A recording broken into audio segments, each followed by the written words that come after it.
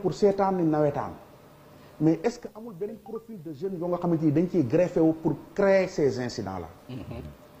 Pape dafa am loo xamante ni nit ñi duñ ciy seet bàyyi xel 50 000 talibés dans ce pays là. ana ñu lan la ñuy def. talibé bi kay xanaa war na wàcc non bu dee da doon jàngal Alxuraan xanaa war na wàcc. il y a aucun projet d'insertion des talibés dans ce pays lan lay def. Pape talibé yi maasee ñun bi ñu nekk xale ñun ñu war a am léegi ay kër am ay jabar ana ñu. il faut que les gens s'interrogent sur l'insertion de ces talibés là ñun dañuy toog rek ñun on a l'impression que talibé bi am 8 ans. mais nag ci talibé yooyu aussi bari na ci talibé yooyu tey bari na ci ñoo xam ni vraiment. ñii ñi ngi vraiment réussir nañ seen insertion dama l'expliquer ñii ña nga bitim réew ñii ñi ngi ci ay activités yu am solo. foofu laa jëm ñun des fois on a l'impression que talibé bi am juróom-ñetti at di ñëw suñu kër toujours dañu bloqué âge am juróom-ñetti at.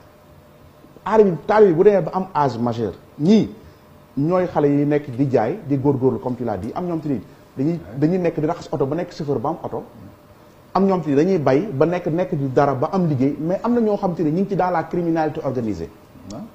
ci suuf mais comme ñeneen ñu nekkul talibé aussi. waaw mais musuñu jaar sax ci dara. waaw mais mooy xam nga moo tax ma defoon léegi profilage jeunes yi nga xamante ne ñooñu mooy ñi jàng Alxuraan les jeunes ñi nga xamante ne ñoo ils sont concernés par la déperdition yi quitté bu ñu bàyyee ñooñu mais j'ai mis l'accent sur les talibés aujourd'hui demal ci suufu pont yenn suufu pont Dakar yi.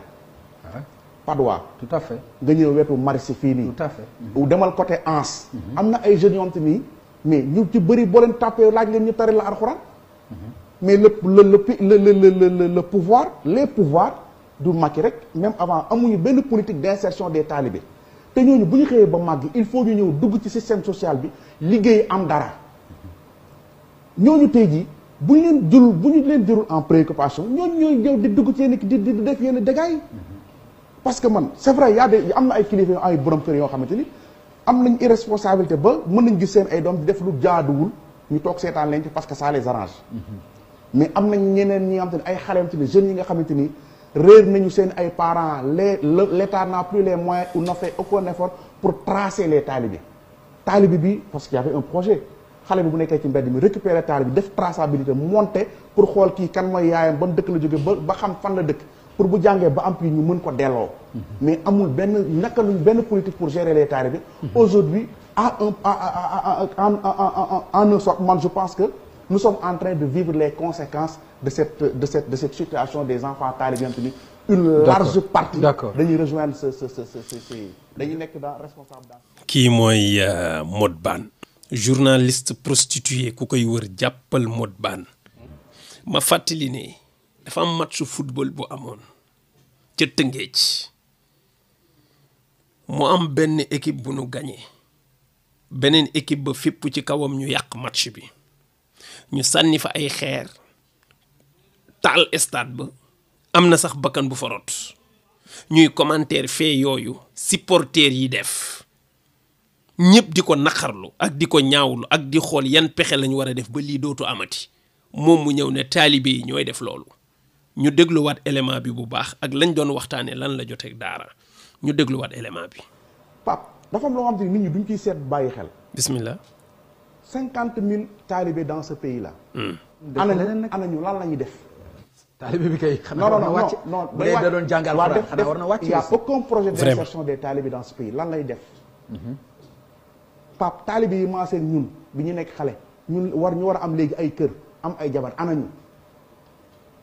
il faut que les gens s'interrogent sur l'insertion de ces talibés là. moom nee na ñi maase woon ak moom ci jamono ñoom ñii tey ñu war a am kër am ay soxna léegi mu ne ñoom ñi maase woon ak jamono ñooñu anañu. talibé yooyu romb nañ la yow bala ngaa dund foog nga fen ci sa plume bi foog nga waxal nit lu dul dëgg foog nga yàq deru jàmbur.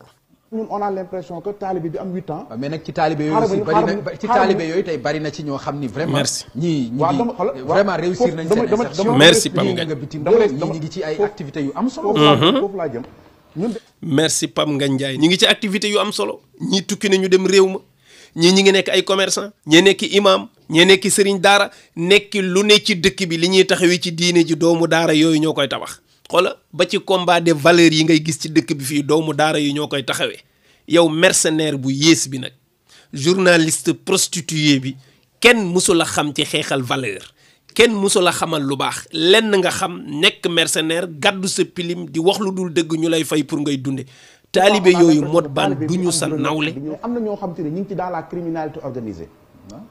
ci soofu mais comme ñeneen ñu nekkul taalibe aussi. waaw suñu jaar sax ci daara. dégg nga mooy xam nga moo tax ma defoon léegi profilage jeunes yi nga xamante ne ñooñu mooy ñi jàng alxuraan les jeunes ñi nga xamante ne ñoo ils sont concernés par la déperdition ñiy quitté. c'est grave mais j'ai mis l'accent sur les talibés. c'est grave aujourd'hui demal ci suufu pont yenn suufu pont Dakar yi. waaw après.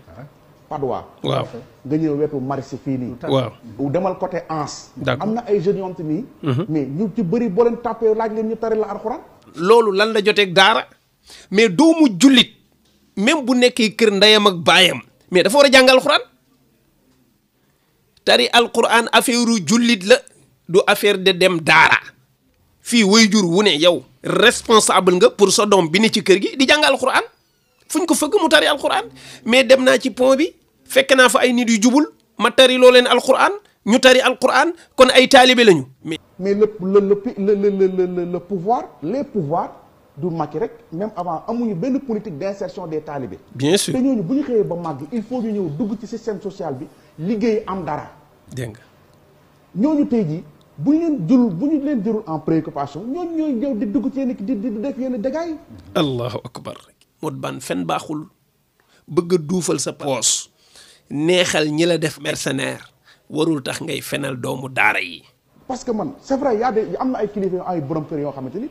am nañ irresponsabilité ba mën nañ gis seen ay doom di def lu jaaduwul ñu toog seetaan leen ci parce que ça les arrange mais am nañ ñeneen ñi nga xamante ni ay xale ci les jeunes yi nga xamante ni réer nañu seen ay parents l'état n'a plus les moyens ou n'a fait aucun effort pour tracer les talibés bi parce qu'il y avait un projet xale bi bu nekkee ci mbedd mi récupérer talibé def traçabilité monter pour xool kii kan mooy yaayam ban dëkk la jóge ba xam fan la dëkk pour bu jàngee ba am puis ñu mën ko delloo mais amul benn nag ñu mën ko delloo mais xanaa ñi ne Dakar seen doom warul jàng alxuraan c'est-à-dire comme si que léegi ñiy jàng alxuraan ñoom du ñu ay sénégalais du ñu ay Dakar waa nañu leen delloo fu ñu jëm moom fan la dëkk moom Modou Bane mii fan la dëkk kii du waa Dakar naan ñu delloo ko yow bu ñuy delloo yow la ñuy njëkk a delloo.